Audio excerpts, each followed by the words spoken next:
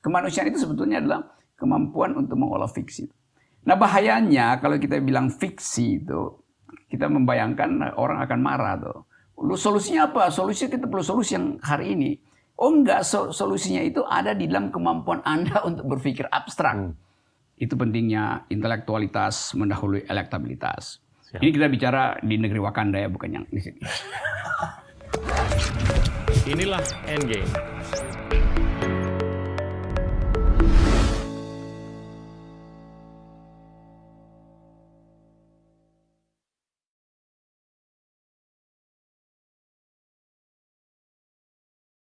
Halo teman-teman, hari ini kita agak-agak beda. Kita mendatangi Rocky Gerung.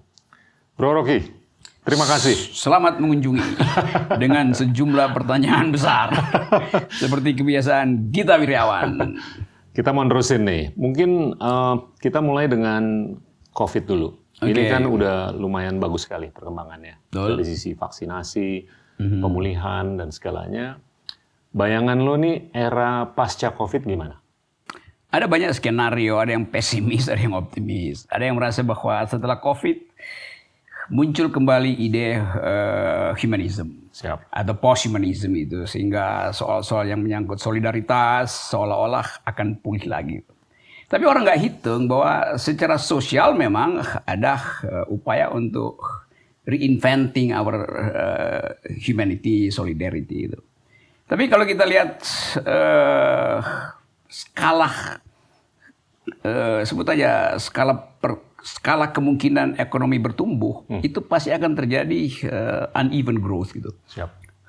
Ketimpangan. Karena ada yang pasti akan lari lebih cepat itu. Ya. Ada yang merasa bahwa ekonomi bisa diubah formatnya. Bukan lagi growth tapi pergi pada degrowth itu. Dengan asumsi kesosialan manusia mendahului pertumbuhan ekonomi. Tapi itu lagi-lagi adalah skenario. Kita mungkin masih bisa bikin proyeksi dalam 2 tahun ke depan. Tetap akan ada ketimpangan. Sebelum orang tiba pada semacam keseimbangan. Jadi sebelum ada keseimbangan, pasti ada ketimpangan. Tuh. Aku lihatnya begitu. Nah, mungkin sektor bisnis, beberapa sektor tertentu bisa lari lebih cepat. Dengan akibat yang lain pasti tertinggal. Sampai akhirnya kita bertemu lagi dengan risiko baru. Yang mungkin tidak disebabkan oleh COVID, tapi disebabkan oleh ancaman Perang Dunia Ketiga tuh. Lalu orang berpikir ulang tentang apa yang disebut what is this thing called humanity gitu. Philosophical questionnya begitu. Kita Wirjawan. Oke. Tapi kalau gue lihat nih emang dari sisi ekonomi banyak teman-teman kita tuh yang dari paling mikro banget sampai yang relatif cukup gede. Itu nggak bisa melakukan penyesuaian atau adaptasi. Ya kan? Dan karena mereka nggak bisa melakukan adaptasi, khususnya digitalisasi atau virtualisasi, itu mereka kepleset, ya kan? Kepleset secara temporer ataupun kepleset secara permanen. Waduh. Nah itu kan mungkin terjadi di beberapa sektor, ya kan? Dan gue cukup nangkep lah bahwa itu mungkin nyambung dengan prospek terjadinya melebarnya kesenjangan ke depan. Dan itu akan berdampak ke humanity atau kemanusiaan atau masyarakat luas lah. Nah ini gimana obatnya? Pemerintah selalu tertinggal dengan proyeksi-proyeksi itu kan. Jadi kita mau minta bantuan ilmu pengetahuan buat berupaya gap antara yang naik ke atas sama yang turun ke bawah itu. Dalam kurva K gitu. Siap. Yang secara eksponensial tumbuh karena teknologi digital dan yang juga secara eksponensial terjun bebas karena tidak diproteksi oleh negara tuh kan. Jadi di situ sebetulnya tantangan baru yang disebut welfare state yang kadangkala kritik saya itu selalu kalau kita negara kesejahteraan mestinya kita promosikan akumulasi tapi kita lakukan distribusi kan. Kan korporasi selalu berpikir akumulasi itu. Dan negara harus meyakinkan publik bahwa hasil akumulasi akan tiba dalam bentuk jaminan sosial. Jadi sebetulnya itu teori yang gampang aja kan. Tapi seringkali negara itu dia bikin public policy tanpa basis social policy itu. Nah di situ gap bisa menjadi-jadi dan kita gagal untuk mewujudkan ide kemanusiaan yang adil dan beradab, keadilan sosial bagi seluruh rakyat. Jadi kalau kita hubungkan misalnya dengan, kalau khusus Indonesia itu, akan ada pemilu nih. Ya. 2024 atau 2027. Kalau ide tentang welfare state nggak diuji berdasarkan pengalaman kita dengan COVID, maka pasca COVID kesenjangan di Indonesia justru meningkat gitu. Ya. Itu bahayanya tuh. Gitu. Ya. Tapi ini nggak unik dengan Indonesia. Yes. Kan? Banyak negara-negara di dunia. Ya. Bahkan gue bisa bilang bukan negara-negara berkembang aja. Negara-negara maju juga banyak kelihatan kesenjangan yang semakin meningkat. Gue mau coba tarik ini ke sistem politik kita, yaitu demokrasi. Kalau gue lihat akhir-akhir ini demokrasi ini didefinisikan seakan-akan kebebasan berbicara. Itu sama dengan amplifikasi algoritma. Ya kan?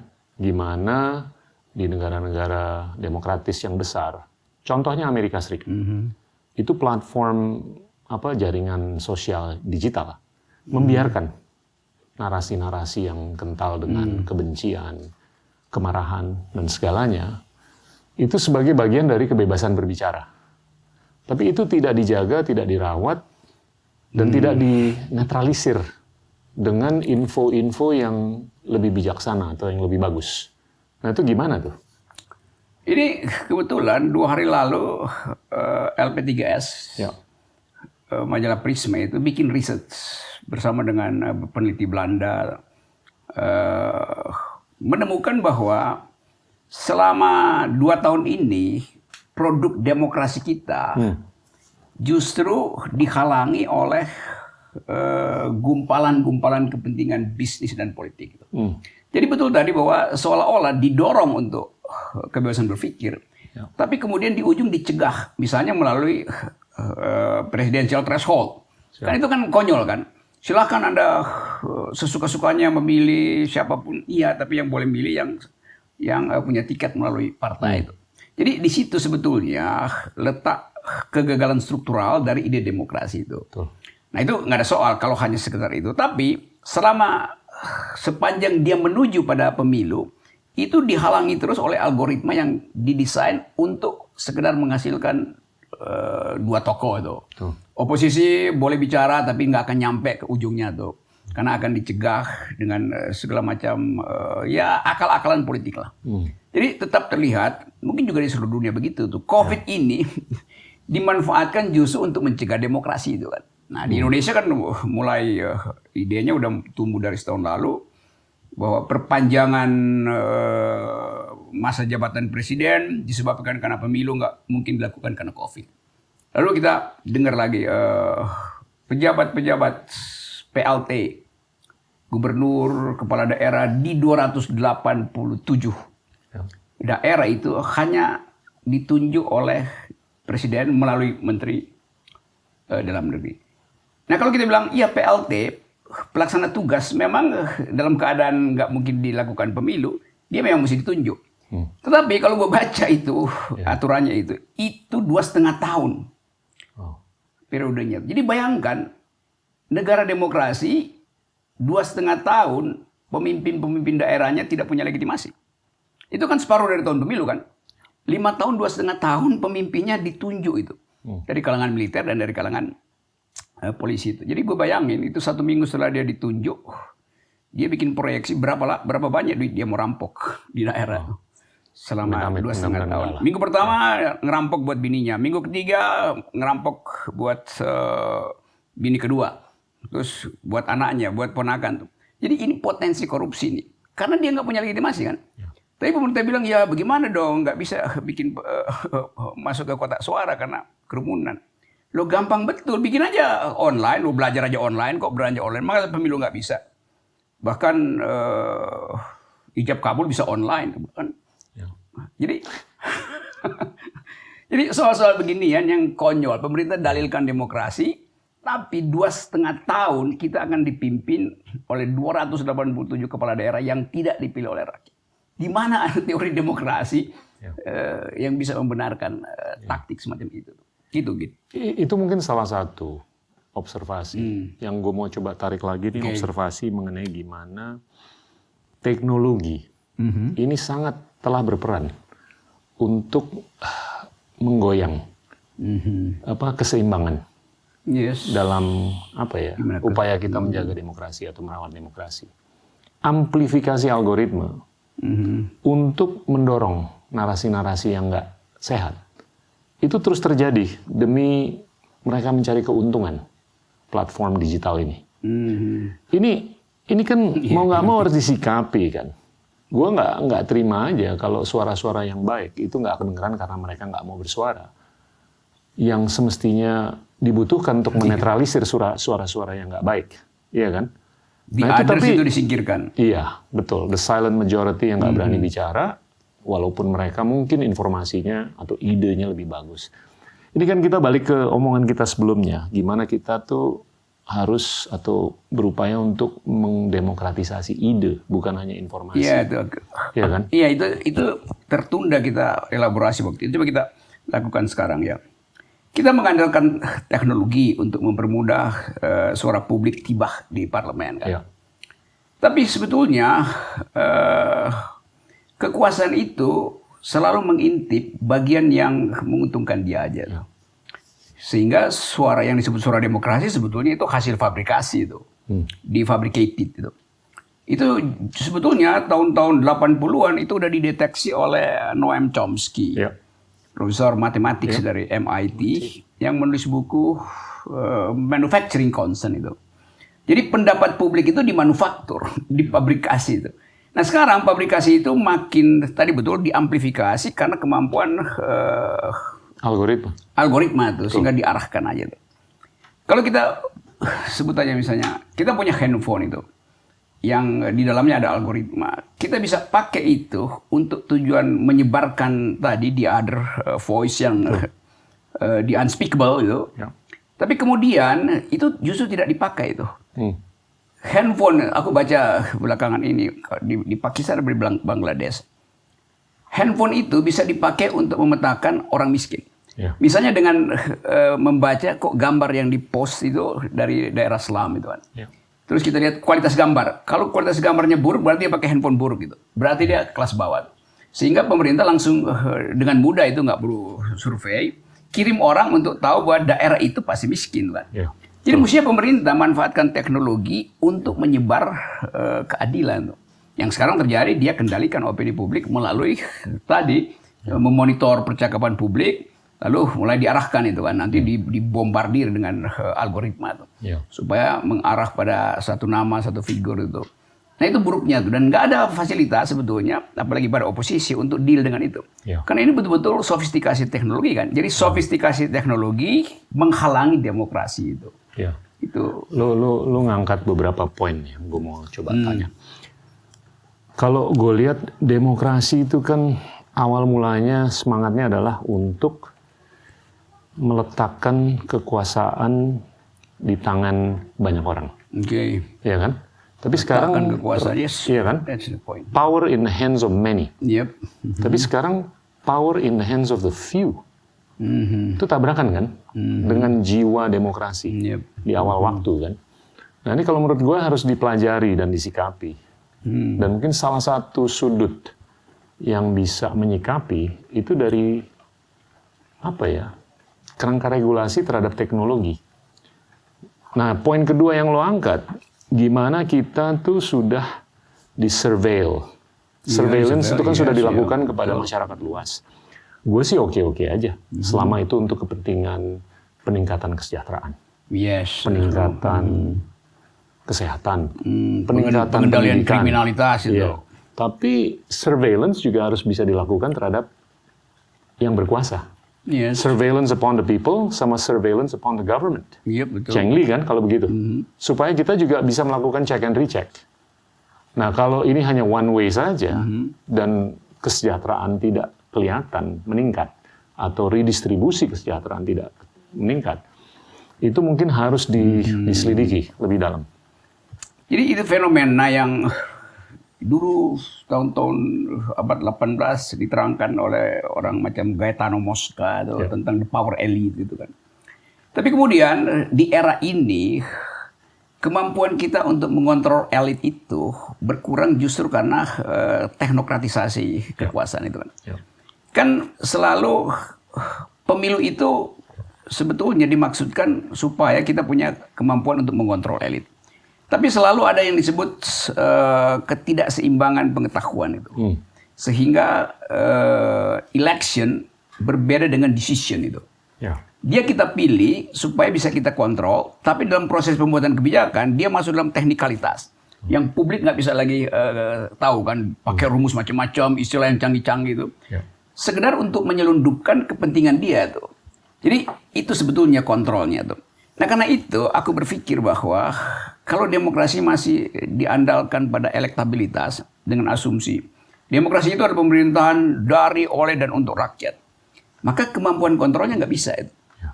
Jadi kita mesti ubah sebetulnya pengertian demokrasi itu menjadi demokrasi is the government of reason through the government by the people. Betul. Jadi ke depan kita mesti kampanyekan elektabilitas itu belakangan, atau gua rumusin dengan kalimat yang lebih positif, intelektualitas harus mendahului elektabilitas itu. Jadi seseorang yang mau jadi presiden, dia elektabilitas ditentukan oleh kemampuan dia untuk berpikir. Di dalamnya ada soal moral, integritas. Nah kalau begitu lebih mudah kita pastikan bahwa demokrasi ada di tangan orang yang benar. Nah populisme itu buruk sekali sebetulnya bagi demokrasi itu. Karena dia sekedar mengandaikan dia sudah terpilih.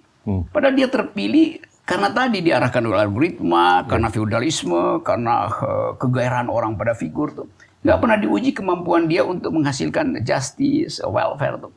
Nah itu pentingnya mungkin nih generasi baru untuk mulai mendorong agar supaya pemilu di Indonesia intellectuality mendahului electability. Nah gagasan itu yang bisa kita kampanyekan melalui talk show, melalui podcast macam ini. Jadi memperbanyak podcast untuk menghasilkan pemimpin yang betul-betul mampu berpikir secara konseptual, itu intinya tuh. Kan pemimpin kita nggak bisa berpikir konseptual. Dia cuma lihat ada APBN bisa dibagi dalam beberapa proyek, selesai itu. Dia nggak pernah hitung akibatnya pada lingkungan, trade off-nya dengan social justice, kan itu nggak pernah dihitung. Betul. Itu pentingnya Gita Wirjawan School of Government. Lu udah berapa kali ngomongnya begitu? Iya karena itu yang mesti ada kurikulumnya dong. Tapi gini loh, ujung-ujungnya kan masyarakat luasnya juga harus memahami kan. Iya. Iya kan. Gue sepakat sama lo bahwa populisme atau popularitas itu nggak sama dengan governance. Oke. Iya kan. Tapi untuk membangun intelektualitas di kepemimpinan itu juga berkorelasi dengan pembangunan intelektualitas di masyarakat luas kan. Oke. Itu harus nyambung tuh. Betul. Nah itu menurut gue misi yang jauh lebih panjang. Iya kan. Ini nyambung ke pendidikan juga. Iya kan? Iya itu misalnya nih, gue tahu dulu ide Golkar Institute. Kan beberapa teman gue di situ. Setahun lalu mereka hubungi. Kita mau bikin Golkar Institute. Suruh ngajar lu. Suruh ngajar. Iya kira-kira begitu. Gue usulin begini. Jangan jadikan Golkar Institute itu sekedar untuk rekrut pemimpin Golkar. Itu gak ada gunanya. Karena kepemimpinan itu mesti ada kompetisi. Jadi jadikan Golkar Institute itu, walaupun namanya Golkar Institute, semua partai boleh masuk di situ, saya masuk di situ untuk dididik. Jadi Golkar menyediakan diri sebagai fasilitator aja untuk kompetisi. Nah sekarang nggak begitu kan. Belum apa-apa si Kishore udah muji-muji Jokowi itu. Jadi orang berpikir ini apa dasar akademis untuk menghasilkan leader. Kalau puji-pujian mendahului kritisisme kan. Jadi akhirnya nanti aku bisa bayangin Golkar Institute itu nggak akan menghasilkan leader. Cuma bakal hasilkan dealer lagi tuh. Karena kebiasaan Golkar adalah bermain dalam Kishore dealership. itu seorang akademis lah. Aku tahu itu, aku paham itu tuh.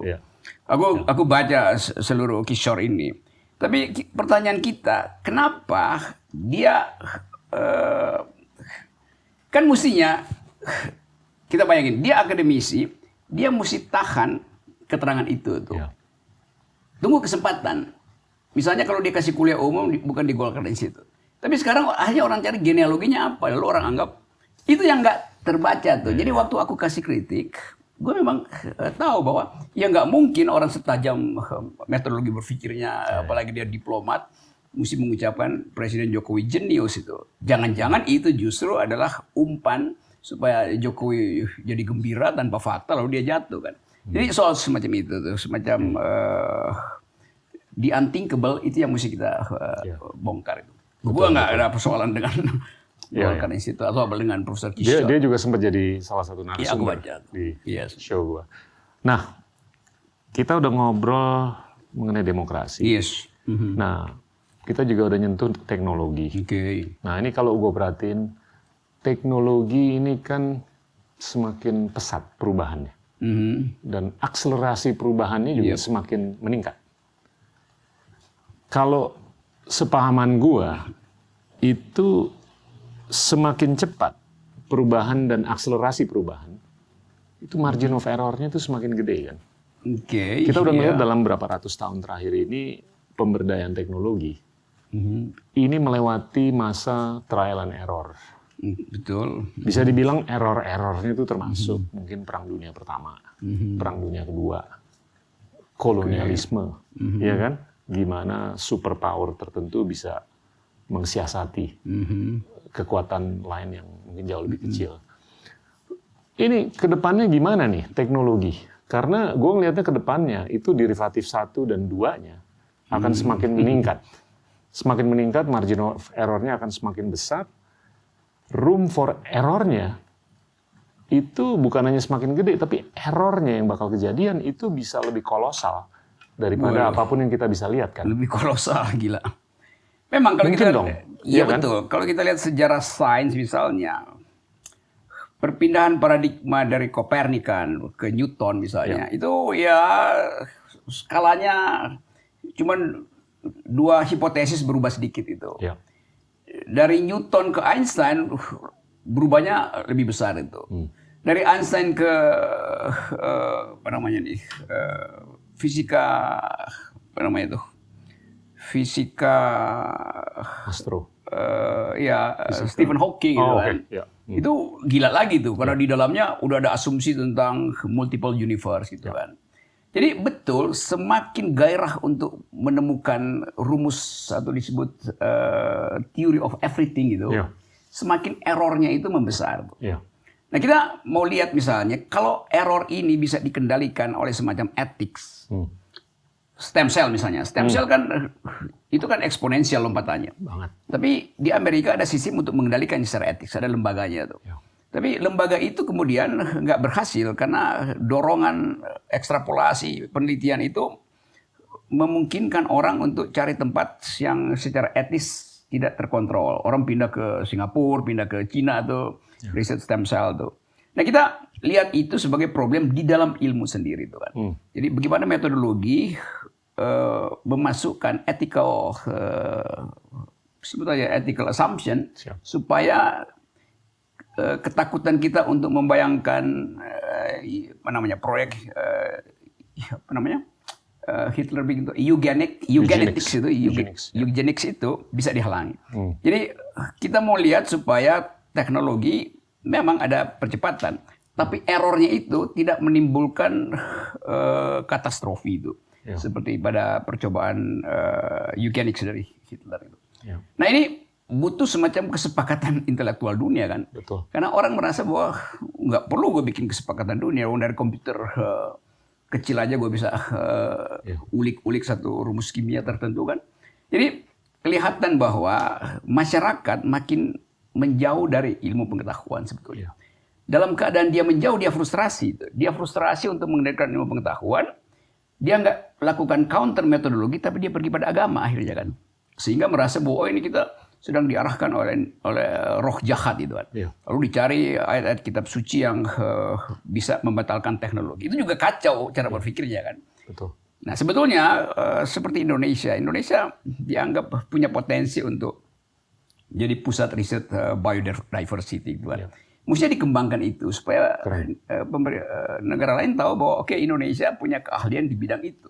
Bukan justru pamerin perusakan habitat gitu. Nah, sekarang kalau betul lu sebutin tadi gitu bahwa lembaga apa yang bisa berikan semacam warning awal itu kan. Semacam wake up call bahwa ini udah di batas katastrofi loh. Nah, kesepakatan dunia itu yang nggak ada tuh dan kita lihat bahwa orang kita nggak tahu bagaimana caranya ya supaya ada semacam global ethics yang dihuni oleh 2-3 universitas bermutu, tapi dikontrol oleh publik. Gitu.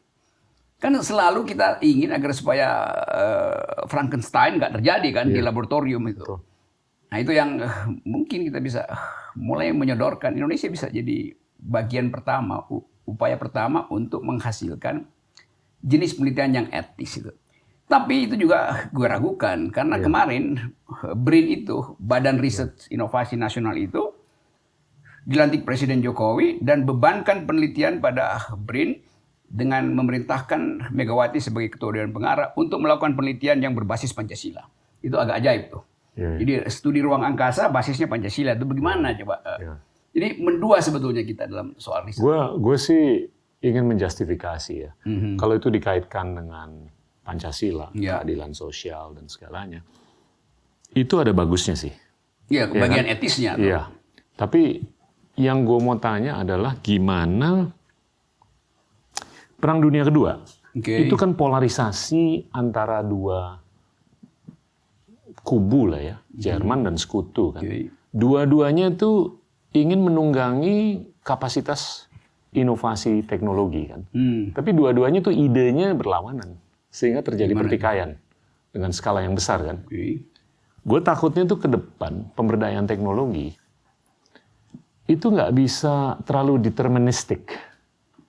Ya kan? Jangan sampai kita tuh nyemplung di koridor yang mana teknologi itu sakral dan akan bagus.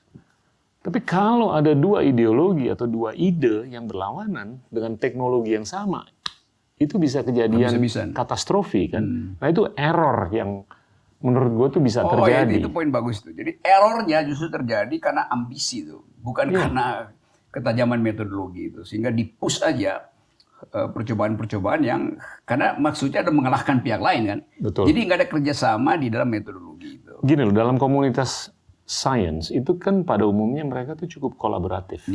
Tapi hanya perlu satu orang yang gila aja, yang kompetitif, bukan kolaboratif. Miring tuh. Dan itu akan terjadi error pemberdayaan teknologi. Dan itu nggak bagus untuk peradaban. Dulu kalau kita baca teori-teori fisika itu yang ditulis oleh Thomas Kuhn itu, teori paradigma itu berubah karena ada revolusi di dalam metodologi penelitian itu kan. Demikian juga Karl Popper ajukan yang disebut tentative solution itu. Pada waktu itu kita nggak pernah menduga bahwa persaingan ilmu pengetahuan itu didorong oleh ideologi itu. Baru betul tadi setelah Perang Dunia Kedua atau dalam Perang Dunia Kedua kita mengerti bahwa teknologi itu dipermainkan oleh ideologi itu. Dan itu yang mempercepat riset ruang angkasa dari NASA di bawah Roosevelt. Yang kemudian Roosevelt sebetulnya masih ingin dibujuk oleh Albert Einstein supaya jangan bikin proyek nuklir, tapi gagal karena Roosevelt dalam keadaan lumpuh, mungkin lebih banyak dipengaruhi oleh military industrial complex. Gitu kan. Jadi betul Perang Dunia Kedua itu mengajarkan kita bahwa kompetisi teknologi yang disponsori oleh ideologi itu katastrofik. That's the point. Nah, sekarang kita bayangkan itu di Indonesia tuh. Nah, tadi aku terangkan bahwa Ibu Mega itu penting sebagai pemberi sinyal Pancasilais. Tetapi dia tetap seorang ideolog gitu, ideologi ketua partai. Itu bahayanya tuh. Jadi sebetulnya jangan kasih Ibu Mega. Ibu Mega tinggal sebagai tempat sounding board aja sebetulnya kan. Jangan mimpin lembaga riset karena dia akan bawa itu secara ideologis gitu soalnya. Ini nyimpang sedikit ya karena kebetulan ada soal BRIN. Gue ngambil hikmahnya aja bahwasanya ideologi itu kalau ditempatkan di tempat yang benar, pemberdayaan teknologi itu akan bijaksana. Jadi gue mau mendefend bahwasanya kepemimpinan BRIN itu kalau dilakukan dengan baik secara ideologi, secara ide, ya semestinya oke. Ya kan? Tapi betul, tapi dari awal BRIN ini kemudian yang dihitung lebih dahulu adalah birokrasinya tuh. Oke. Bukan laboratoriumnya. Gini bro. Oke, gue mau tarik lagi ke teknologi. Yes. Ini teknologi, ini kan derivatif 1 dan 2-nya semakin meningkat. Ya kan? Dan gimana kita bisa mengontrol perubahan-perubahan seperti itu untuk kemajuan dan kebaikan. Ya kan?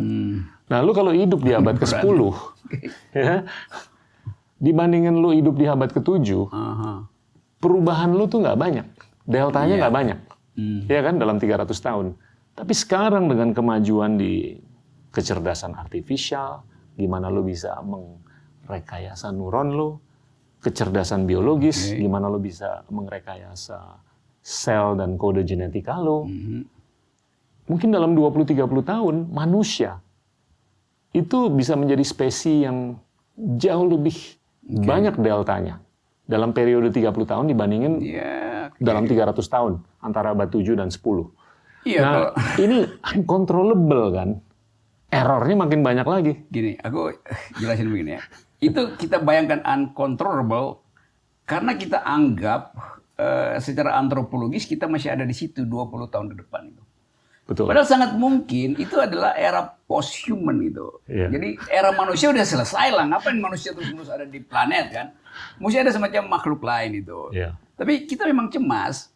Nah kalau evolusinya berlangsung lama-lama kita anggap ya biasa aja lah. Toh smartphone juga makin lama makin jadi bagian inherent dalam psikologi kita itu kan. Tuh. Tapi gua ngerti itu, terutama kalangan agama. Ya. Kan agama itu hanya bisa hidup kalau status manusianya permanen tuh. Padahal sebetulnya per hari ini manusia itu nggak lagi permanen. Separuh dari tubuh kita itu udah bionik sebetulnya. Handphone kita di kantong itu bukan lagi sesuatu yang eksternal, dia internal. Itu AI. Yes, dan jadi bagian dari jiwa kita itu. Nah itu mungkin ya. Jadi kalau aku bayangin ada semacam posthumanism, kita mesti cicil mental kita untuk menerima fakta bahwa era manusia memang nggak perlu lagi diperpanjang-panjang gitu. Memang ini akan punya konsekuensi dengan keyakinan-keyakinan dan sila Tuhan Yang Maha Esa. Tapi untuk kesehatan berpikir kita mesti siapkan itu. Tuh. Aku tahu kita mencemaskan juga, yang dia cemaskan efek kaum beragama sebetulnya. Tapi kalau gua khawatir. Ya oke, sama kita khawatir. Karena perubahan itu semakin berakselerasi dan semakin akselerasi itu meningkat, semakin kita nggak bisa mengontrol destiny kita ke depan. Wah itu, iya kan? Oh, Destiny itu kayak lagunya Cranberry ya, atau Destiny Child. Betul. Sekarang gini deh, lo kalau baca buku-buku fisika yang canggih ya, yang terakhir si Michio Kaku kan, dia tuh menarasikan bahwa dalam waktu mungkin 50-100 tahun ke depan, lo tuh bisa mereplikasi neuron lo. Yes. Yang bisa di-download ke komputer. Benar, bisa. Dan itu diproyeksikan ke Mars dalam 3 menit lewat laser beam. Di sana sampai di receiving station, di-download lagi neuronnya, terus diproyeksikan ke avatar diri lo sendiri. Dan lo tuh nggak perlu naik pesawat ke Mars. Buat ngalami diri lo yang lewat avatar di planet Mars itu, keliling, jalan, lompat-lompat, terus dikirim balik lagi neuronnya, di-upload ke otak lo, lo tuh udah bisa ngomong ke seluruh dunia, lo udah pernah ke Mars. Iya. Nah itu kan itu bagusnya ya, tapi jeleknya gue nggak tahu tuh. Tetap di situ ada orang ingin dapat pengalaman spiritual itu. Lalu orang membandingkan bahwa nabi-nabi juga pernah mengalami hal semacam itu kan. Maka kita hitung energi apa yang ada di dalam spiritualitas manusia sehingga bisa comply dengan yang metafisik. Hal yang pernah didalilkan oleh fisikawan Inggris itu Richard Capra itu, yang menganggap bahwa fisika dan metafisika itu sebetulnya nyambung. Cuman pada waktu itu dia belum bisa bayangkan bahwa teknologi kita bisa beam ke atas itu dengan kemampuan laser lalu diamplifikasi berkali-kali dan kita punya pengalaman eksistensial pernah ke Mars segala macam. Nah yang bahaya kalau teknologi itu sekedar di beam ke baliho-baliho partai itu. Lu udah berpikir Mars, ini pemerintah kita, kabinet kita baru berpikir masang baliho di jalan itu kan ajaib kan. Jadi ngapain? Udah ada di HP kan, lu tinggal beam ke HP aja. baleho. Dan sekarang bukan lagi di baleho tuh, di screen ATM itu gue lihat ada muka Erick Thohir di situ kan, popping up super. Ya boleh aja. Boleh tuh, tapi itu mesti kasih tahu Erick juga bahwa mending lu pasang di Mars itu supaya masa wajahnya dia ada di ATM BRI BNI gitu. Ini selingan aja. Kan gue kawan juga tuh. Gue juga kenal. Ini menarik nih. Gue mau tarik lagi ke teknologi nih, karena gue belum puas. Yes. Okay. Jadinya orang tuh screen time-nya di HP rata-rata 8-9 jam. Unik kan? Ajaib. Yep. Dan gue bingung kenapa orang lihat HP itu bisa 8-9 jam. Orang lagi pacaran aja, mereka berdua ngeliat HP, bukan ngeliat satu sama lain. Iya kan? Okay. Nah, sekarang dibandingin zamannya perang dingin, dulu tuh perang dingin orang harus mendeploy agen-agen untuk mendeteksi, memonitor perilaku orang. Yes. Mereka dibayar, orangnya diincer-incer, dikejar-kejar. Tapi sekarang orang bayar untuk bisa dideteksi. Karena dia beli HP. Apalagi semakin dia lebih lama ngelihat HP-nya, semakin gampang tuh privasi, data, dan segalanya tuh dikerok. Iya kan? Nah itu kan ironi kan? Bahwasanya manusia itu dengan rela, keikhlasan, bayar untuk bisa dimonitor, bisa disurveil. Ya dulu itu disebut, handphone dulu disebut sebagai apa namanya, sel privat kita kan. Iya. Justru supaya orang kalau handphone online, apa namanya, handphone meja itu kan dia ada di buku kuning dulu kan, semua orang bisa cari nama lu kan. Yellow Pages ya. Yellow Pages itu, lalu dipindahin ke handphone supaya dia jadi private. Tapi justru yang private itu nggak dinikmati karena dianggap gue mesti upload status gue di Instagram itu. Ya. Jadi dia bocorin sendiri kan privacy dia. Betul. Nah itu yang kemudian dimanfaatkan oleh teknologi surveillance tadi itu. Ya. Misalnya oleh Pegasus itu. Pegasus itu dia anggap bahwa Apple memungkinkan kok kita bongkar isi pembicaraan bahkan walaupun handphonenya mati. Ya. Dia bisa sedot data kan. Nah soal-soal semacam itu yang bifurkasi jadinya kan, mendua itu. Mau jadikan manusia itu di dalam kondisi private-nya, tetapi ada godaan untuk memamerkan. Jadi godaan memamerkan itu yang menyebabkan teknologi pemantauan itu berhasil untuk menguasai otonomi kita itu. Nah itu yang mungkin evolusi dari teknologi yang tadinya eksternal, akhirnya dia bercokol di dalam core self kita itu. Lalu kita anggap bahwa ya udah teknologi bagian dari kita. Teknologi yang anggap enggak, lu itu gue peralat untuk perkembangan teknologi berikut gitu kan. Betul. Itu logiknya begitu tuh. Jadi teknologi punya otaknya sendiri, memperalat manusia supaya teknologinya berkembang. Lama-lama teknologinya punya kemampuan komputasi melampaui otak manusia tuh. Nah pada saat itu kita anggap bahwa now we all are posthumanist tuh. Lu tahu nggak? Ini kan kalau gue perhatiin mayoritas dari dunia, dari sisi penduduk ya, jumlah penduduk bukan dari sisi kue ekonomi, itu masih hidup di negara berkembang, ya kan? Kalau lu perhatiin dari sisi teknologi, itu ada dua ideologi, satu ideologi open source, satu lagi ideologi closed source. Yang open source nih anggaplah Android lah. Murah, lebih affordable untuk orang yang hidup di negara berkembang. Kalau yang closed source, iOS, Apple, lo harus bayar dengan keyakinan bahwa data lo tuh relatif lebih safe lah, ya kan? Nah ini kan kita hidup di negara berkembang nih, mayoritas kan masih daya belinya kan terbatas. Dia niscaya akan masuk ke koridor open source yang lebih murah. Itu semakin rentan kan untuk pengerokan data. Semakin rentan untuk mereka tuh ya nggak bisa mengontrol. Datanya tuh mau dipakai, diberdayakan untuk apa aja. Nah gimana tuh pandangan lo? Dan sebelum kita menembus middle income trap, ya betul. Itu lama loh. Ya, bahwasanya aja, kita kan? tuh akan terekspos dengan kerentanan pemberdayaan teknologi. Ya bisa aja itu buat keuntungan marketing yang open source itu. Bukan marketing aja. Iya bisa. Sosial, budaya, Sosial, politik, segala dan macam. lain-lain. Pokoknya social habits-nya bisa dibaca melalui big data semacam itu. Tapi kalau kita anggap bahwa open source itu potensial untuk diintip oleh intelijen, Ya. aku lihat terbalik itu. Intelijen itu dia doyan ngintip yang justru close source itu. Karena orang tahu kenapa tertutup, mending gua intip itu. Itu yang dilakukan oleh Pegasus. Pegasus nggak peduli yang open source mah gampang gitu. Jadi dia intip itu. Jadi yang lebih berpengaruh justru yang lebih mampu ya. Jelas itu yang ada di kamar tertutup itu lebih enak diintip daripada yang ada di sauna. Gitu.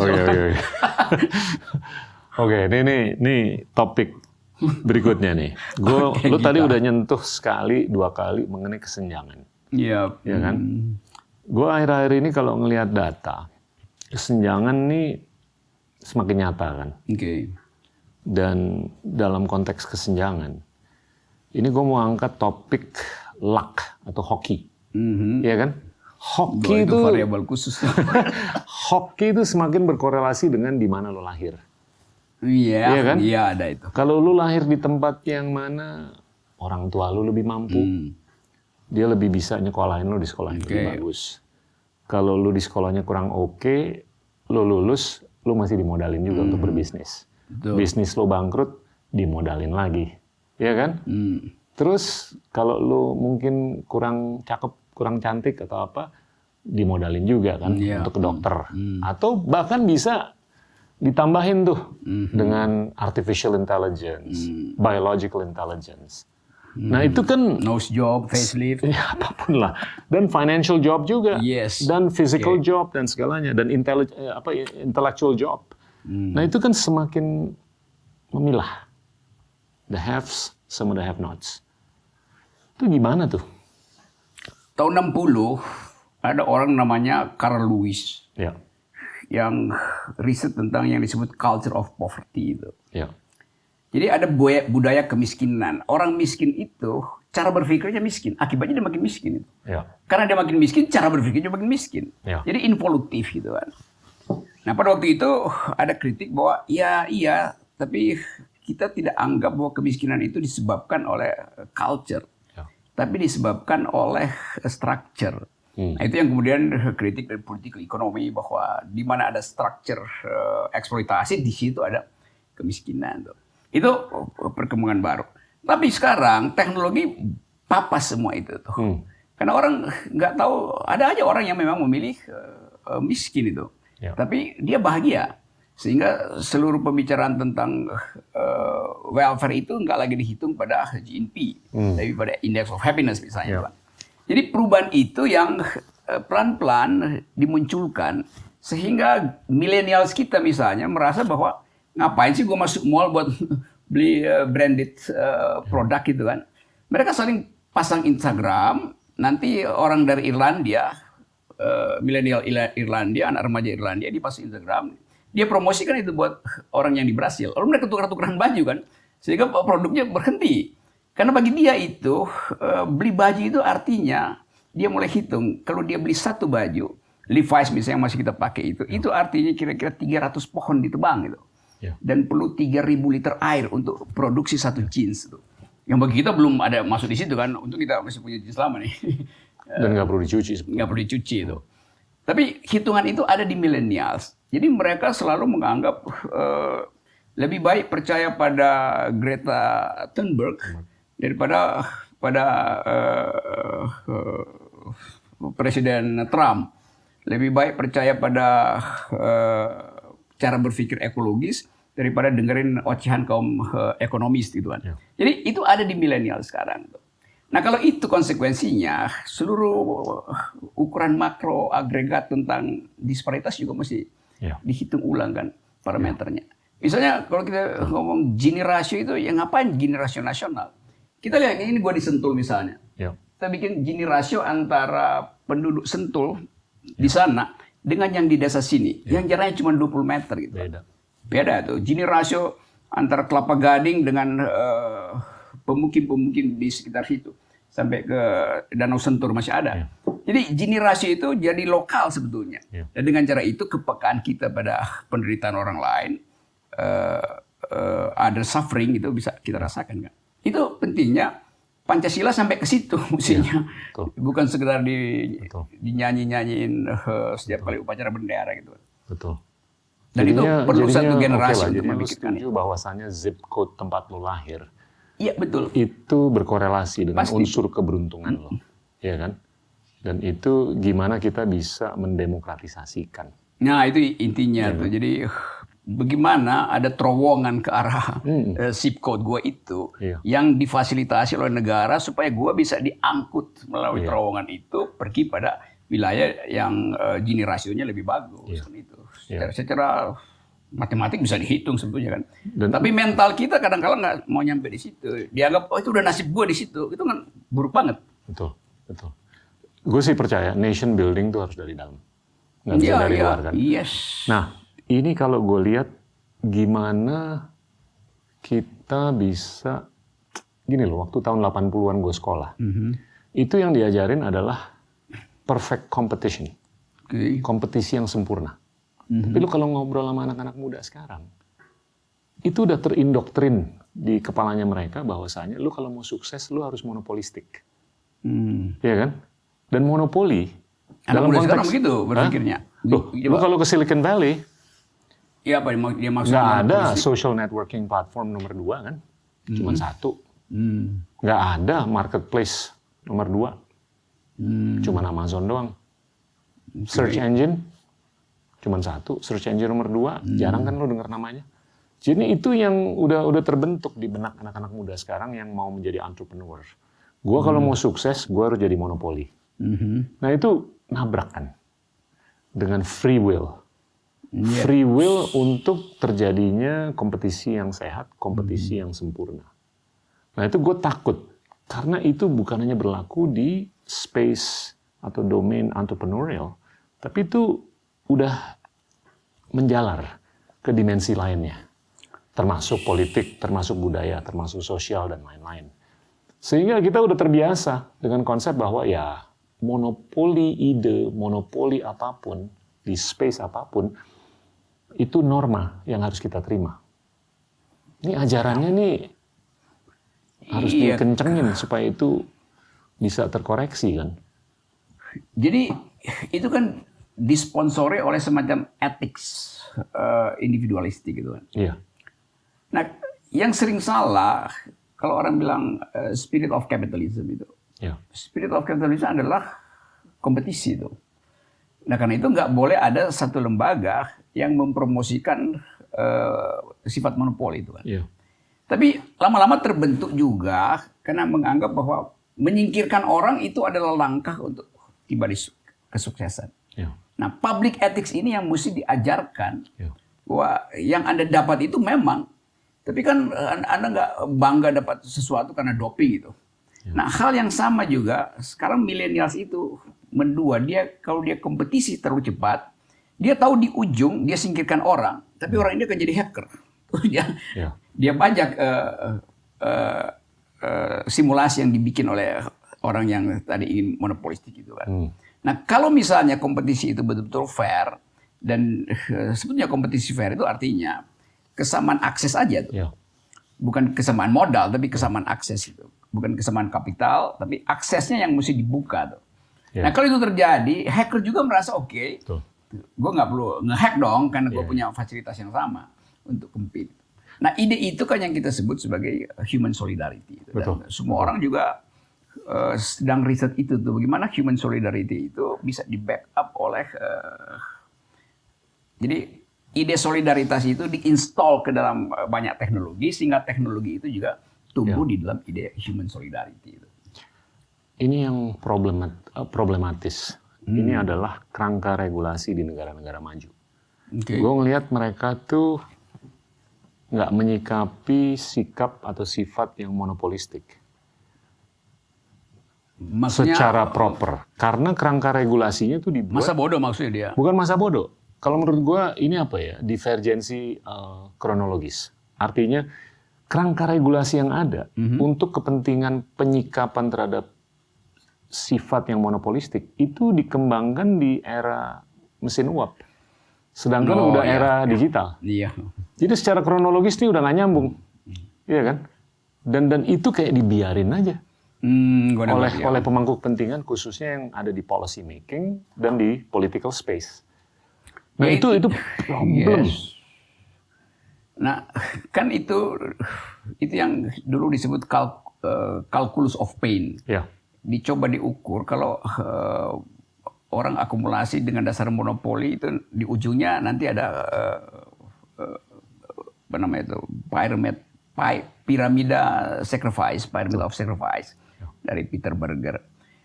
Tapi bagian kesosialan manusia itu kadang-kala nggak bisa dimasukkan dalam formula perkembangan teknologi kan?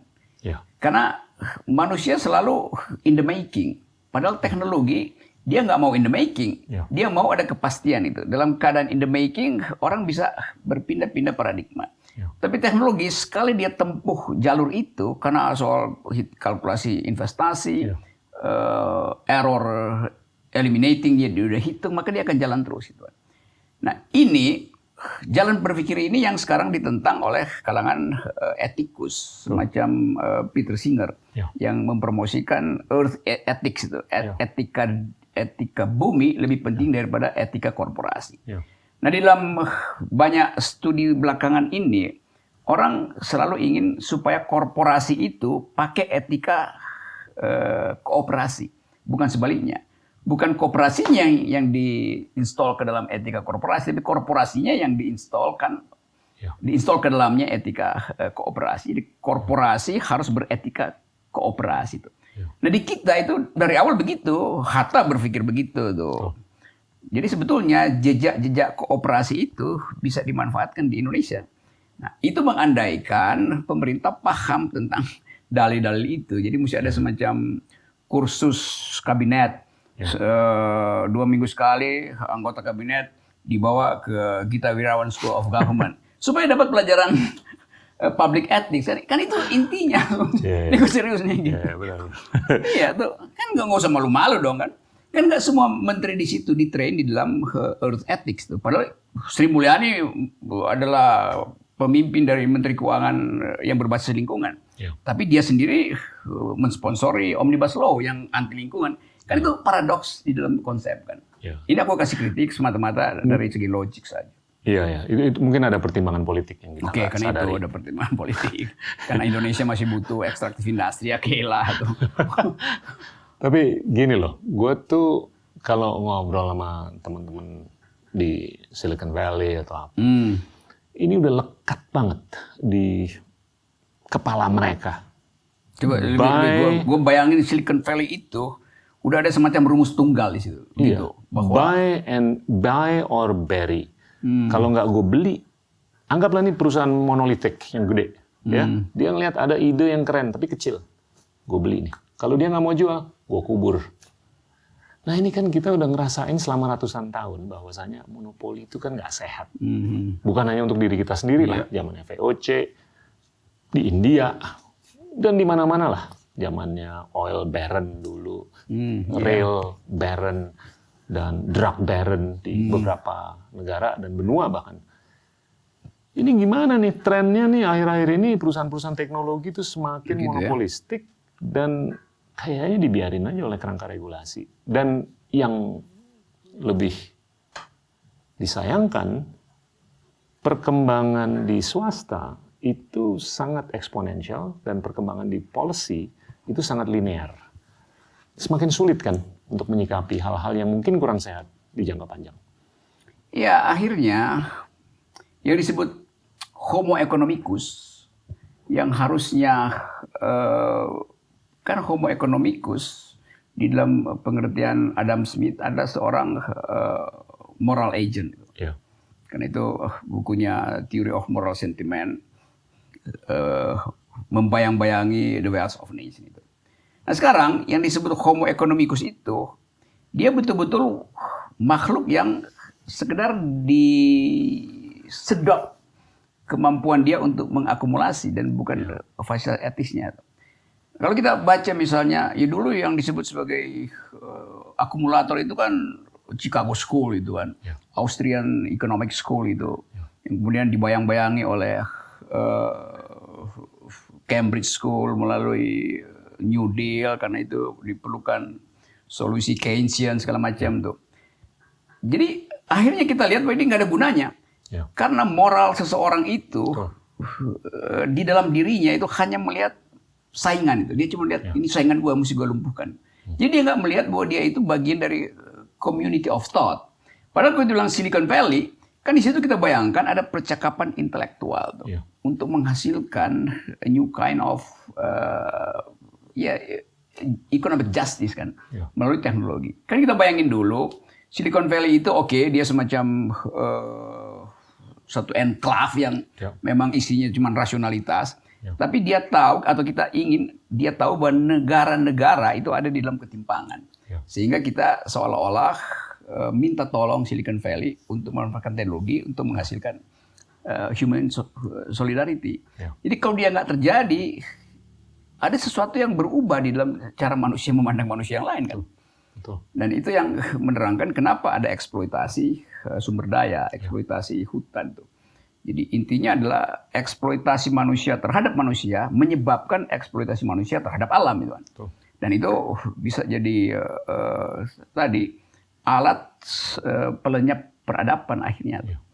Nah kalau itu kita dengar dalam pembicaraan kelas-kelas internasional kan, kan banyak Peter Singer kemana-mana kasih ceramah tentang public policy dan sifat etis dari lingkungan tuh, environmental ethics.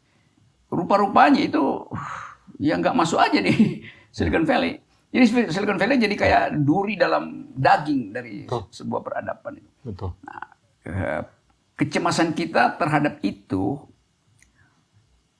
kadang-kala nggak bisa kita ucapkan karena pemerintah juga nggak punya fokus untuk menarik perhatian milenials Indonesia supaya jangan pergi berilmu atau bukan berilmu sebetulnya, pergi mengidap semacam Silicon Valley Syndrome itu kan, gitu. Nah itu mestinya kita dengar dari Menteri Pendidikan tuh apa yang dia lakukan supaya terhalanglah kesosialan manusia itu membangga-banggakan Silicon Valley itu. Dulu gue membanggakan Silicon Valley sebagai pusat dari penemuan. sisi rasionalitas Yes, biasa. tapi tadi Tapi mentalnya problemnya adalah duit.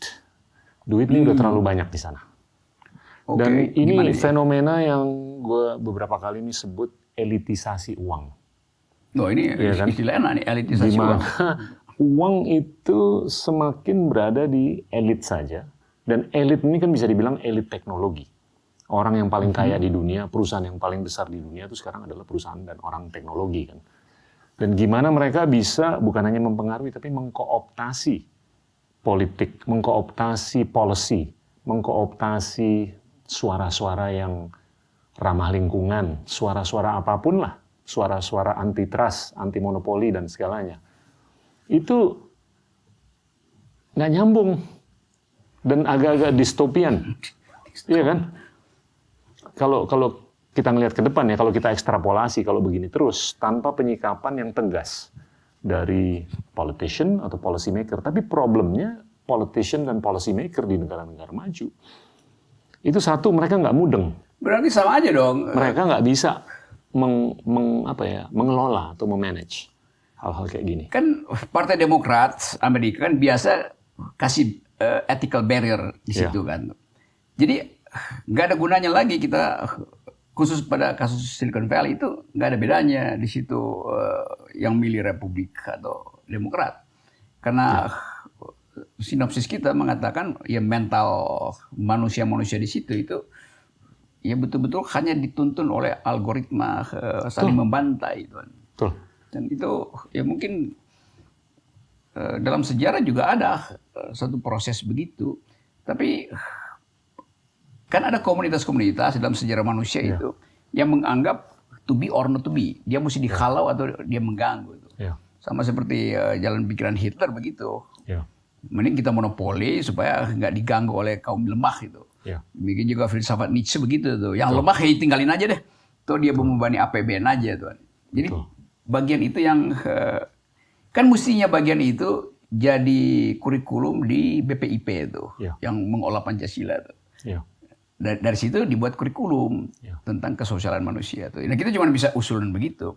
Tapi kalau BPIP misalnya nggak ngerti apa itu Silicon Valley ya, dia juga nggak ngerti nih apa sebetulnya problemnya kan.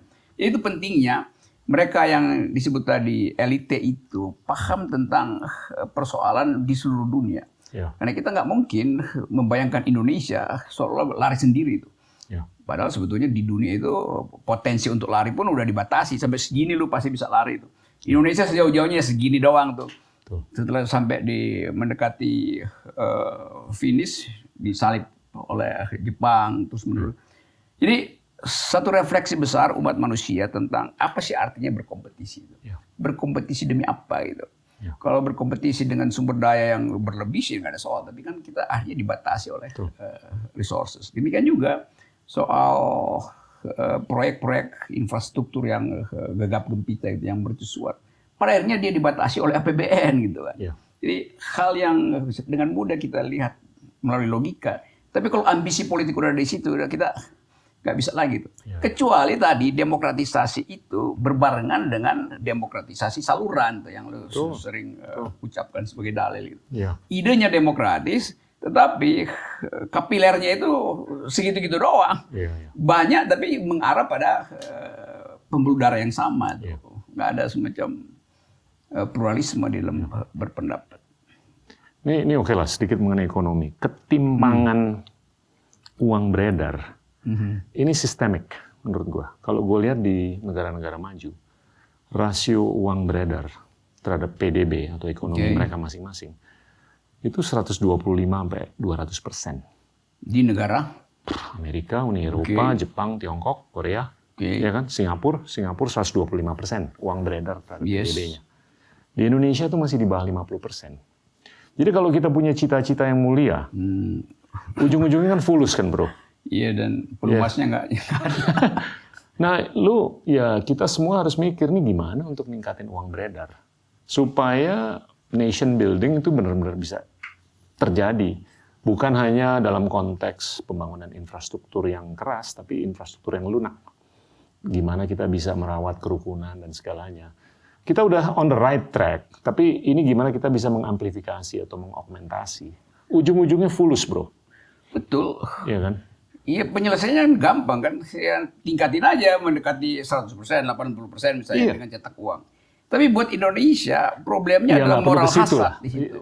Caranya ada dua sebetulnya. Lu datangin dari luar atau lu ngutang. Iya. Tapi dua-duanya pun oposisi menganggap ya itu secara ekonomi sebetulnya bisa dibenarkan. Tapi moral hasrat yang politisi ngintip itu, wah ini ada kelebihan tuh. Gua duluan dapatnya tuh. Jadi kita itu di Indonesia, hal yang secara ekonomi rasional menjadi irasional karena intervensi policies dari para politisi. Di situ buruknya. Orang juga takut ini uang beredar, diperbanyak, tapi kemudian UMKM itu nunggu recehan doang yang sebetulnya haknya ada di situ untuk naikin demand kan. Jadi kadang-kala kita berpikir bahwa ngapain sih perlu ada pemerintahan itu? Biarin aja rakyat tumbuh sendiri kan. Dengan kemampuan sebagai homo economicus dia bisa atur sendiri kan efisiensinya, Tuhan. Gitu kira-kira. Bukan menurunkan pemerintahan ya, tapi ngapain ada pemerintahan itu? Oke, ini terakhir mengenai humanity. Kan? Kalau dalam sejarah itu orang atau orang-orang yang bisa menghimpun masyarakat luas untuk bisa bekerja sama. Itu mereka yang bisa berfiksi. Yes. Bukan mengandalkan kebenaran atau fakta. Tiap hari gue bikin fiksi ini. Jadinya gimana kita bisa membangun ke depan orang-orang yang bisa menarasikan narasi apapun lah dengan fiksi bahwa ke depannya ini keren banget. Kecuali kalau yang lebih banyak adalah ke depannya ini jelek banget. Iya kan? Dan ini empiris loh. Dalam sejarah tuh orang-orang yang bisa menghimpun you name it lah, siapapun pemimpin-pemimpin terkenal di dunia, itu kan dia berfiksi. Dia nggak menggunakan kebenaran aja. Nah itu, ini gue mau sambung dengan buku yang baru gue baca, namanya Range. Range kan apa sih? David Epstein. Dia tuh intinya meletakkan bahwasanya sekarang ini adalah era yang cenderung kental dengan spesialisasi kan. Lu belajar coding. Bukan ya kan? berarti range. Range, R-A-N-G-E. Oke. Ya kan? Rentan, apa itu? Ring apa? Ya rentang. Iya rentan. Dan menurut dia dan gua interpretasinya adalah lu tuh lebih baik kalau wawasan lu tuh lebih luas. Lu lebih baik sebagai generalis, bukan spesialis. Karena kalau lu sebagai generalis, lu bisa berbicara secara horizontal atau longitudinal, bukan latitudinal. Ya kan? Yes. Dan lu lebih bisa memitigasi resiko jangka panjang yang sistemik dibandingkan kalau lu spesialis. Kalau lu spesialis, lu tunnel vision. Lu nggak bisa memiliki wawasan yang luas sehingga lu nggak bisa memitigasi resiko yang sistemik yang jangka panjang. Lu hanya bisa memitigasi resiko jangka pendek. Nah ini, iya kan?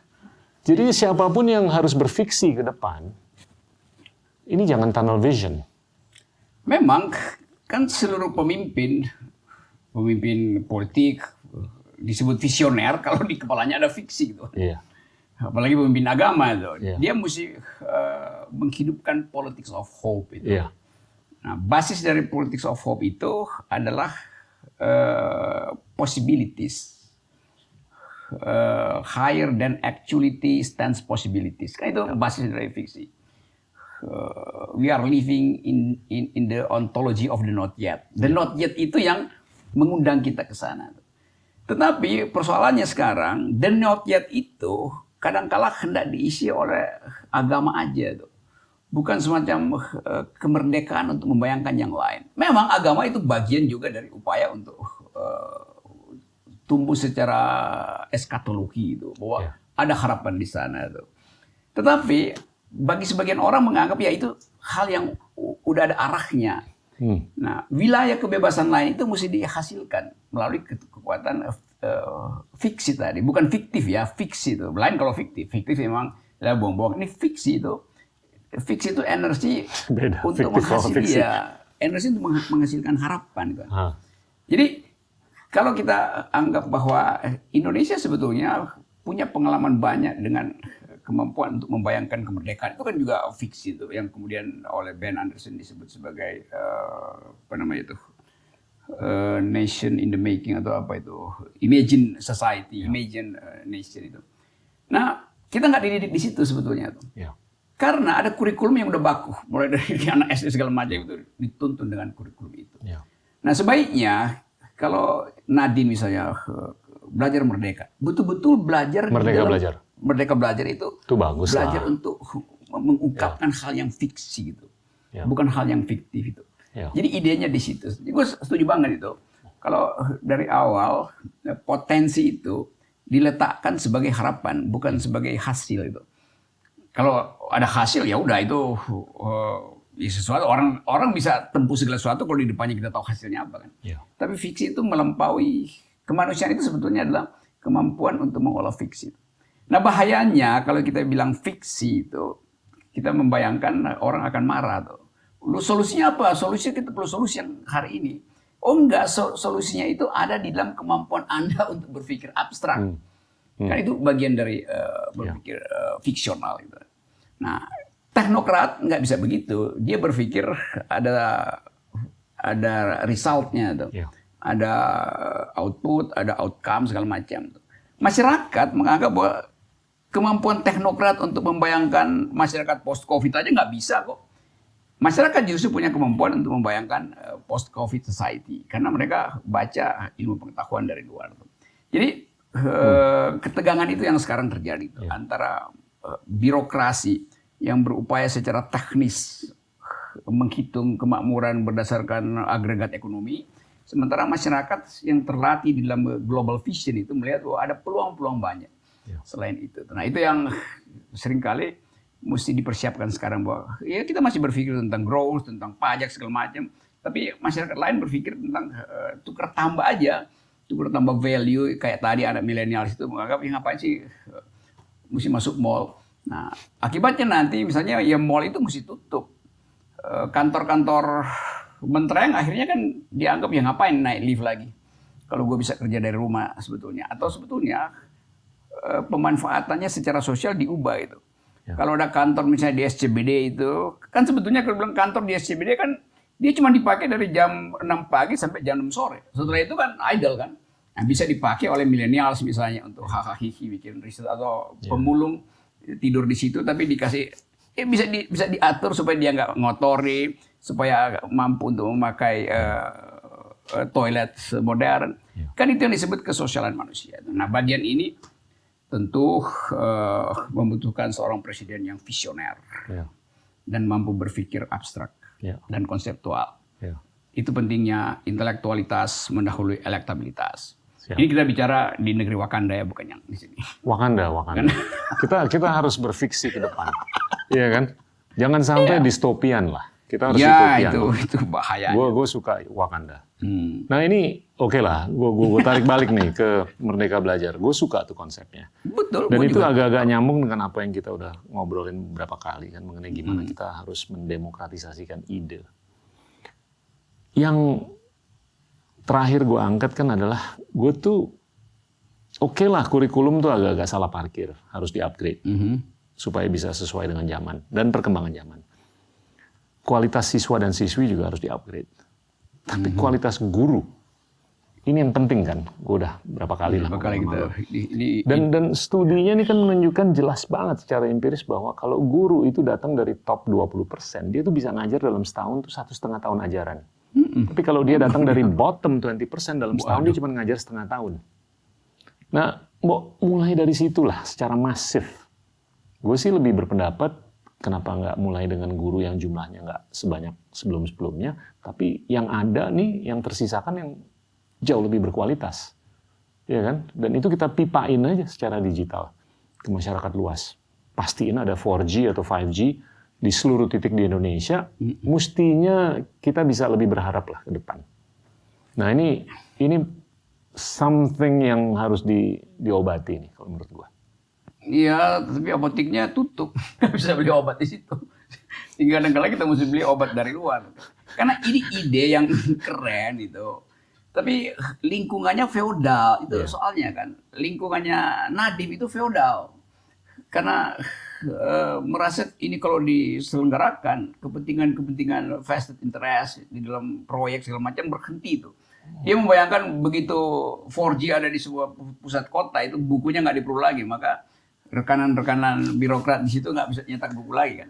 Padahal sebetulnya kalau kita paham bahwa masa depan itu untuk menghasilkan fiksi diperlukan guru-guru yang mampu membuat konsep di kepalanya tuh. Think the unthinkable. Betul. Kita butuh guru yang sama dalam TNI itu ada Kopassus, ada marinir gitu kan. Jadi marinir betul-betul harus cerdas untuk tahu bahwa daerah yang akan didatangi oleh Kopassus itu betul bersih itu kan. Nah, soal beginian nih, itu berarti mesti ada secara anggaran juga ya bagi aja kan. Ini khusus untuk guru yang bermutu tuh. Jadi ada special force-nya di situ, ada Kopassusnya gurunya tuh, ada marinirnya tuh, ada pasukan kataknya di situ. Nah, kalau itu diterangkan, guru yang lain juga paham bahwa demi masa depan kami guru yang memang mesti disadarkan ada yang memang tertinggal itu. Nah, kompetisi itu nanti diatasi dengan memberikan insentif lain pada guru yang lain yang tidak terpilih itu kan. Karena guru selalu punya ada semacam solidaritas. Iya, itu solidaritas yang kadang-kala semu tuh di dalamnya ada feodalisme juga. Jadi supaya nggak terjadi favoritisme diterangkan bahwa demi kemampuan imajinasi menghasilkan fiksi harus ada kelompok yang betul-betul dihasilkan oleh negara dan di backup habis-habisan. Kalau itu diterangkan semua orang akan merasa oke, itu masuk akal. Yang nggak masuk akal dianggap favoritisme nih. Guru dari kelompok tertentu dikasih insentif, yang lain tertinggal. Jadi kesulitan Nadiem di situ sebetulnya. Dia dikelilingi oleh lingkungan yang feodal, yang tidak mengerti bahwa menempuh masa depan inersia. Iya, inersia. Akhirnya dia masuk di dalam jebakan inersia itu, hukum inersia. Nanti kapan-kapan kita ngobrol sama Nadiem dan supaya dia bisa eksplor habis-habisan idenya itu. Sekarang idenya tertahan di situ. Hanya dia bingung sendiri, dia keluarin satu ide baru, nanti langsung dikepung kan. bahwa ini bertentangan dengan adat, bertentangan dengan agama, segala macam gitu. Dia orang baik, dia maksudnya baik sekali. Gue tahu itu mentalnya di situ. Tapi dia harus memilih menjadi menteri yang bebas dari kerangkeng birokrasi, atau dia mau deal dengan birokrasi yang feodal. Kan itu intinya. Menurut lu perlu nggak sih social re-engineering secara luas di seluruh dunia berdasarkan tadi itu salah parkirnya platform digital, kayak salah parkirnya pendidikan, kayak salah parkirnya beberapa hal yang kita udah bicarakan. Sebetulnya ya istilah social engineering itu re-engineering. Ya sebelum di re-engineering dia udah ada engineering dulu kan. Di re-engineering itu kata yang terlalu teknis sebetulnya. Gue tahu maksudnya supaya ada kesempatan orang melihat dunia ini bukan di dalam tempurungnya sendiri kan. Ada tempurung kelas, tempurung bisnis, tempurung environment. Kadang-kadang LSM juga ada di dalam tempurung gitu kan. Nah, kita mau lihat kalau ada konflik radikal, re-engineering itu bisa dihasilkan. Atau reinventing our solidarity, our social solidarity. Nah, ide itu yang sekarang diungkapkan oleh para pemenang Nobel kan sebetulnya maksudnya begitu kan, gitu. Kalau kita baca Stiglitz juga maksudnya begitu, di re-engineering gitu. Tapi mesti ada istilah yang tepat itu. Kalau Indonesia pasti dipancasilakan itu, kayak kira-kira begitu kan. Tapi ya kata Pancasila udah jadi kata teknis juga, bukan lagi kata etis itu. Jadi sekali lagi re-engineering itu bisa dimulai dari kelompok-kelompok kecil seperti School of Government, Saudara Irawan udah ketiga kali gue sebut ini, karena di situ memang dimaksudkan reinstall hal, bukan balik pada default position, tapi tadi kita install ulang dalam upaya membuka variabel baru untuk memandang masa depan dari perspektif fiksi, gitu. Bukan dari perspektif yang birokratis, yang teknokratis, apalagi yang teknologistik semacam tadi itu. Jadi itu ide bagus. Dan ide bagus semacam ini harus menghasilkan perubahan politik yang juga mendasar gitu. Kalau perubahan politik nggak mendasar, kita duduk kali bicara, nah, lama-lama kita dianggap sebagai pengganggu doang gitu kan. Padahal kita mau kasih harapan pada generasi baru itu. Gitu. Profesor Gita Wirjawan. Satu lagi nih mengenai humanity. Ini akhir-akhir ini banyak retorika, narasi mengenai universal basic income. Ya kan? Yang disuarakan di negara-negara maju, bahkan akhir-akhir ini negara-negara berkembang. Gue sih ada pandangan bahwa ini mungkin menyelimuti kepentingan beberapa teknolog yang ingin sekali melakukan robotisasi. Sehingga kedengarannya sih oke banget, universal basic income. Jadinya minimumnya tuh dinaikin ke seberapa ya, tapi kenyataannya di kemudian hari udah nggak banyak lagi yang diberdayakan tenaga kerjanya. Pandangan lo gimana? Ini kan nyambung dengan humanity ke depan. Karena adalah beberapa pendapat dari ahli sejarah, ahli antropologi, ahli masa depan bahwasanya ke depan nih niscaya akan terbentuk spesies yang useless. Mengingat kesenjangan nggak akan terobati, mengingat demokratisasi ide tidak tersikapi dan segalanya. Semakin lama nih komunitas nih akan terpilah dan yang paling bawah nih bisa dibilang superfluous atau useless. Itu nggak berguna karena berlebih gitu. Iya. Kan semua ide tentang kesosialan manusia itu didasarkan pada prinsip egalitas, kesetaraan. Nah, kita udah dengar ide semacam ini sejak Revolusi Prancis itu, bahwa semua orang diikat oleh prinsip fraternité, persaudaraan, segala macam, egalite, liberté. Kita juga tahu ide yang sama diucapkan oleh pemikir-pemikir awal ekonomi sosialis, Marx lakukan itu tuh. Tapi komposisi dari pikiran itu selalu batal karena kalkulasi teknisnya tuh. Jadi bukan karena idenya. Demikian juga nih universal basic income ini kan, yang dimulai oleh siapa, yang anak muda Belanda itu kan. Nah, sama seperti dulu ide dari Thomas Piketty itu buat menghitung ulang sistem perpajakan yang adil gitu kan.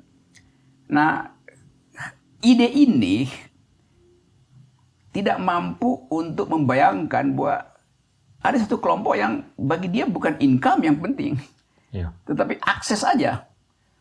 Karena kadang-kala juga orang merasa tersinggung, ngapain sih gue disamaratakan income-nya, gue nggak penting-penting amat kok income itu. Dia lebih penting ada kesosialan manusia. Sama seperti ini tanah ini misalnya yang kemarin jadi huru hara itu. Dia anggap, Rok, lu kenapa sih nggak tanah lu itu lu daftarkan supaya jadi hak milik itu? Kan kalau hak garap kan lu bisa diserobot tuh. Gue bilang kenapa gue mesti bikin hak milik? Kalau gue bikin hak milik supaya nggak diserobot, artinya gue anggap tetangga gue itu maling semua tuh mau nyerobot gue kan. Jadi ide itu yang nggak masuk di orang tuh. Sehingga dianggap hak milik lebih tinggi dari hak garap itu. Bukan, itu hak yang paralel tentang berguna nggak buat apa. Kalau gue nggak ingin memiliki tanah, ngapain gue bikin hak milik kan? Kalau gue cuma sekedar ingin menggarap, ya hormati aja hak garap gue kan.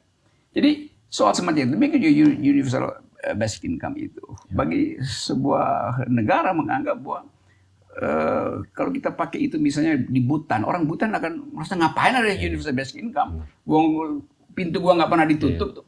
Jadi lokalitas mereka dari ide. Iya, jadi ya itu pentingnya tuh. Dia harga diri dia itu udah terpenuhi dengan rasa damai dia itu. Jadi ini kan ide-ide yang sama seperti ide KPK, berani jujur itu apa namanya? Apa itu tagline lu KPK, berani jujur itu keren apa gitu kan ada kan, lo iya berani jujur keren karena itu dimaksudkan buat orang yang tidak jujur. Buat gue dosen ngapain ngajarin gue berani jujur, pasti gue jujur karena gue larang orang plagiasi kan.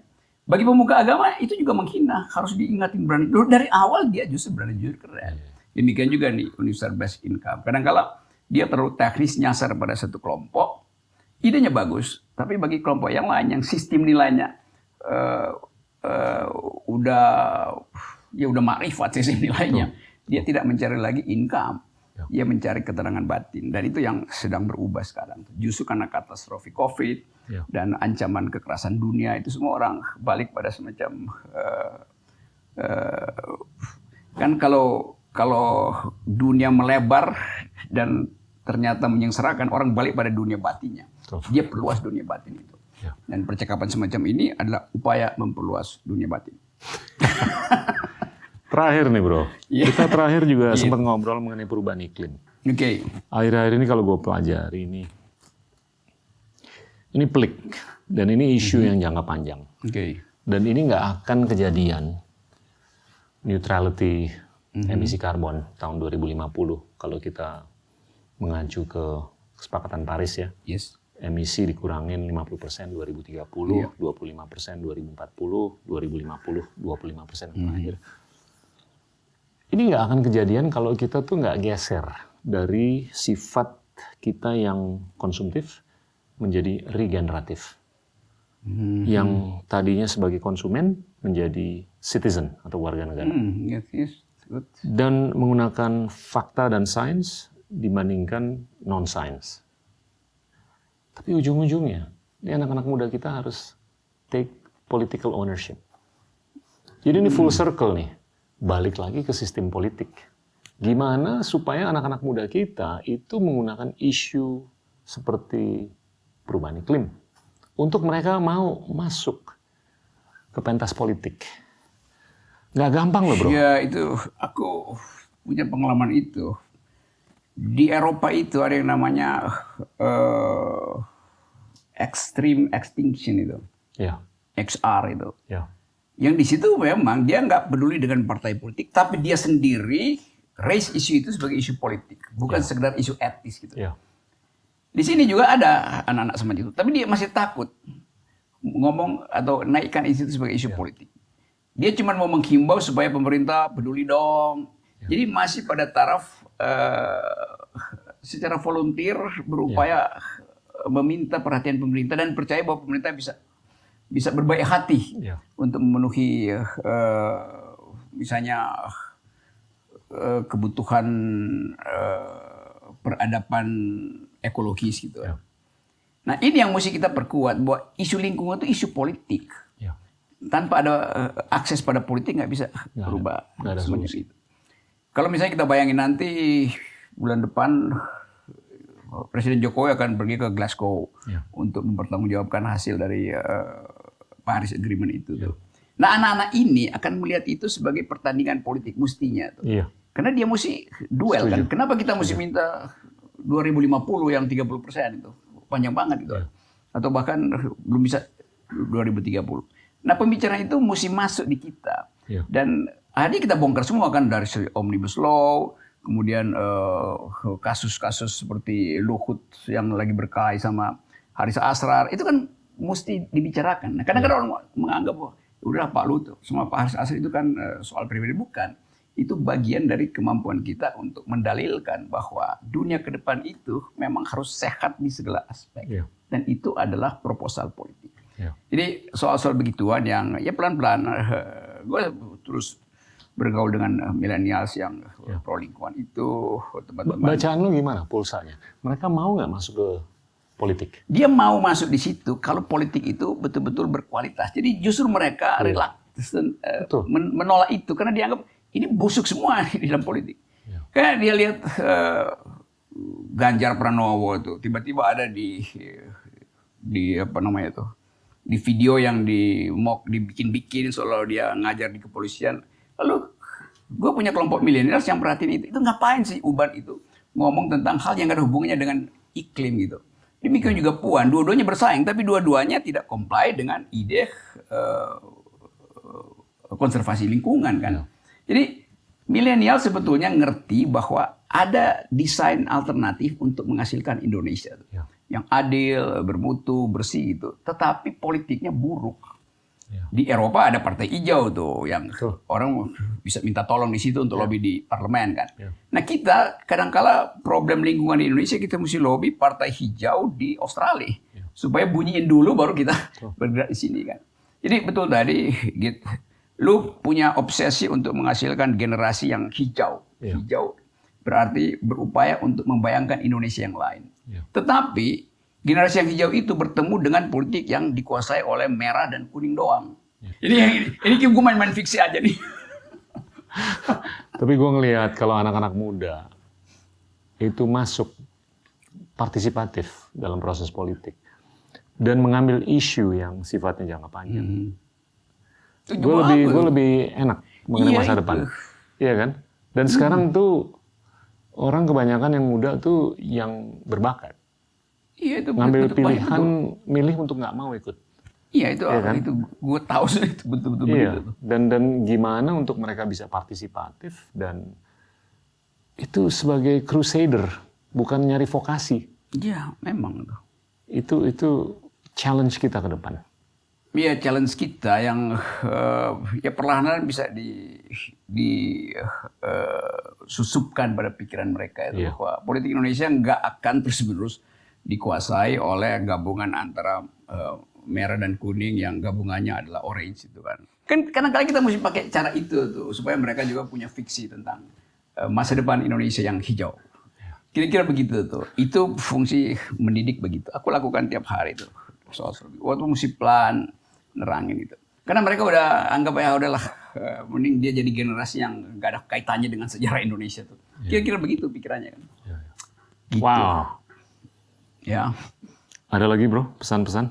Kita harus mempercepat endgame. Udah ngobrol banyak nih. Pasca COVID, demokrasi, humanity, teknologi, bisa bikin seri ketiga. Kita bikin seri berlanjut nih. Sampai betul-betul Indonesia bisa dihasilkan ulang di dalam taraf fiksi. Iyalah, gue pengen anak-anak muda itu lebih keren ke depan. Thank you banget bro. Profesor Gita Wirjawan yang sedang mengarahkan generasi muda pada harapan baru. Asik. Terima kasih telah mendatangi rumah Profesor Akal Sehat. Amin. Jadi dianggap narsis. Padahal narsisme itu penting untuk membuat kita punya harapan. Ya. Teman-teman, itulah teman kita, Rocky Gerung. Terima kasih. Inilah Endgame.